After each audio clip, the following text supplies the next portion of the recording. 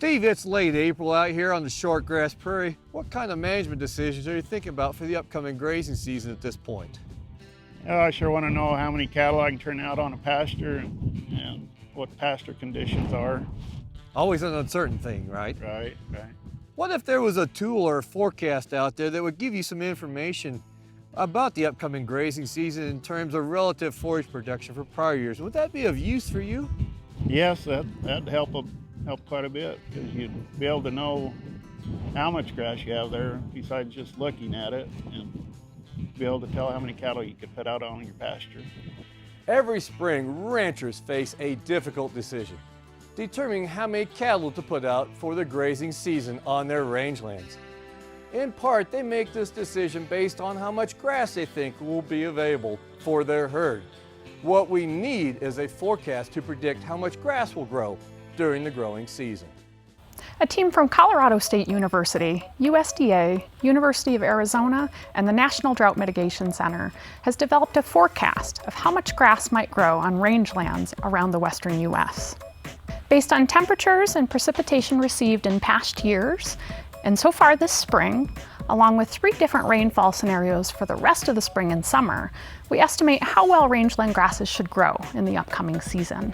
We use historical rangeland and weather data, combined with a variety of future rainfall scenarios, to produce GrassCast, which is a set of maps showing whether we expect rangeland growth to be higher than, the same as, or lower than the long-term average for your local area.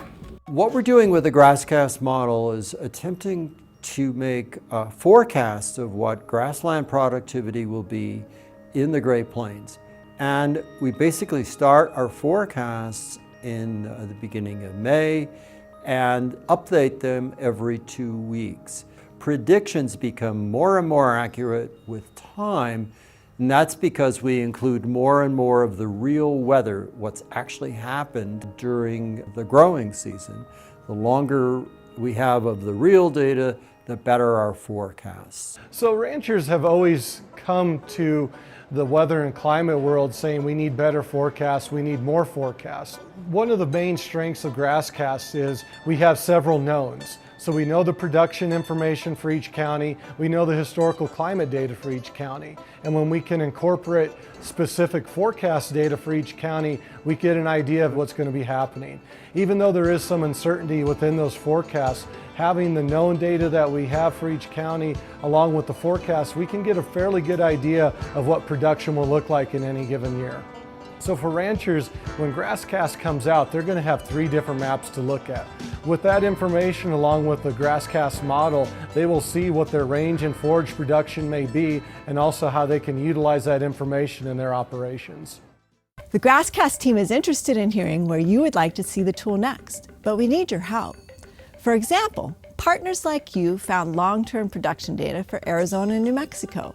The team was able to find a strong relationship between production and long-term weather data, and they were able to start making maps for those states. Would GrassCast be helpful for your native landscape area? Do you know of some long-term production data, preferably 30 years or more? If so, please send us a note through the Contact Us link on the website. If there's enough production data, and if the statistical relationships are strong, and if time and resources allow, the team just might be able to make maps for your area too. Guessing what Mother Nature will provide every summer is never easy. You and your neighbors will make decisions based on what you've done in the past, as well as conditions on the land.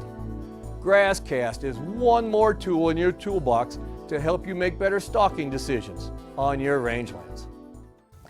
Remember, it's called GrassCast for a reason. It works best on native grass-dominated landscapes. It does not work for tree and shrub-dominated landscapes. Because GrassCast does not have an eye on the ground to see what type of plants are growing there, it can only assume it's a native grassland mixture for the area. Therefore, GrassCast is not reliable for cropland or for dryland or irrigated planted pastures. At the very least, GrassCast gives you some what-if scenarios to think through. What if the upcoming season is dry? How much grass might be available then? What if a dry spring eases up and becomes average? How much grass might grow then? GrassCast doesn't have all the answers, but but it does provide some helpful information. It offers a grassland forecast that's more directly usable by the ranching community and other rangeland managers.